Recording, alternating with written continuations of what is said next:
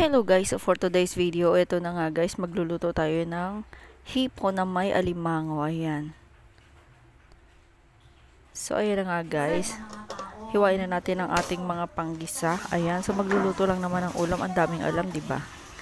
Ayan na nga guys, nahiwa ko na siya, so ilalagay na natin yan sa kawali para igisa sa butter. Ayan.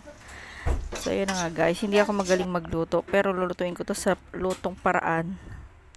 Ano daw? So, lulutuin ko to sa paraan na alam ko. Ayan, hindi tayo magaling magluto, guys.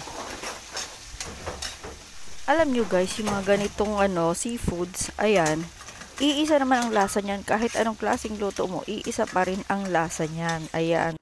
So, yun na nga, yung luto na ang ating hindi mo maintindihan kung buttered shrimp, ano ba to?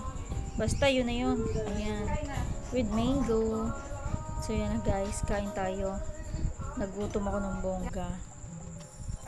O, diba? I-fast forward natin, guys. Kasi medyo matagal tayong kumain dyan. Alam mo naman, napapasarap ang ating pagkain. Ayan, todo himay-himay pa. O, diba? Tingnan nyo naman kung gaano kasarap na sarap. Ayan, talagang todo sip-sip na sip-sip ang galamay-galamay. Tingnan nyo naman yung aming pichel, guys. Gin Kapitan. Ayan, may tatak pa ng alak. Halatadong manginginom. Wow! Diba, napaghahalata? Ayan guys, habang ako'y sarap na sarap sa pagkain, ayan, tignan mo naman yung mga kalaban ko. Mahihina. Talo agad. Ayan, suko agad sila.